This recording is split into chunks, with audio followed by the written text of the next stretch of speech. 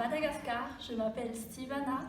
Mon équipe est composée de 3 étudiantes en paléontologie dans la faculté des sciences à l'université d'Antananarivo.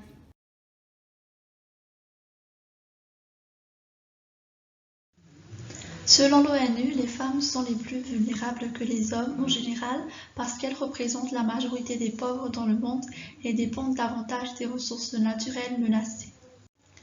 D'où le problème de Madagascar sur la vulnérabilité alimentaire des femmes et des enfants due au réchauffement climatique. Voici un exemple concret sur la dépendance de la femme par rapport aux ressources naturelles. Par exemple, elle doit chercher un point d'eau éloigné, ce qui implique beaucoup plus de temps à consacrer aux tâches ménagères.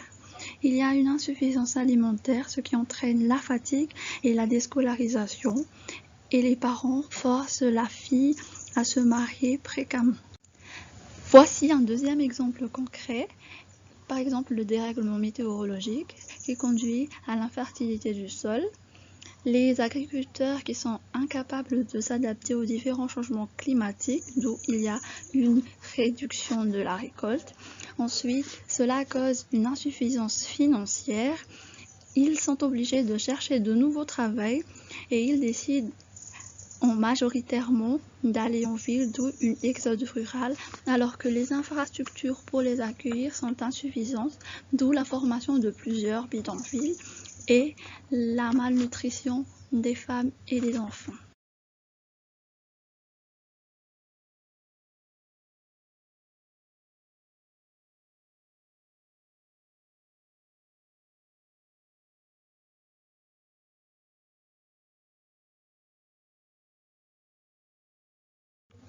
La gale, la peste, le paludisme, la diarrhée sont des maladies qui en résultent.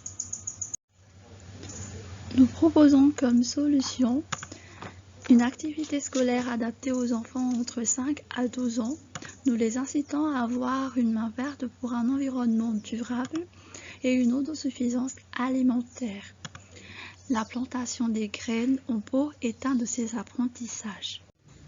Nous ciblons en premier lieu les écoles primaires privées dans la commune urbaine d'Antananarivo. Les approches directes en utilisant des supports manuels et visuels sont utilisées pour convaincre l'école à participer à l'activité. Ils sont vendus en pack avec installation gratuite.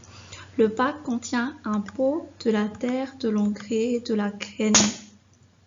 Le pack est accompagné d'un guide et de formation pour les enseignants. L'enseignant peut expliquer l'importance de la forêt en tant que garde à manger et les interactions des êtres vivants qui y vivent. Ceci est un aspect pratique et concret de l'enseignement de l'environnement.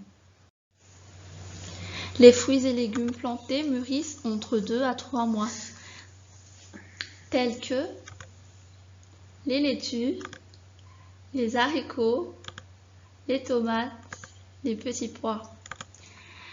Les enseignants délèguent la plantation des graines et l'arrosage aux élèves.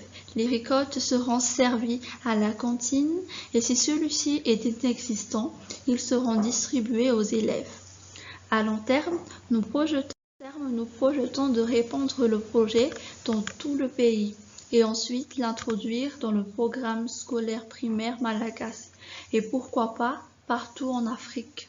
Le tableau montre le prix de chaque matériel utile pour le pack qui coûte en totalité 5 000 AGH, y compris la formation des enseignants. Comme tout projet, des obstacles existent, comme vous le voyez sur ce tableau, et les solutions adéquates. Pour avoir un meilleur résultat, ces ressources supplémentaires seraient un plus. La médiatisation, l'utilisation de différents réseaux sociaux, les annonces publicitaires, la coopération avec des ONG, des associations existantes, ainsi que le sponsoring.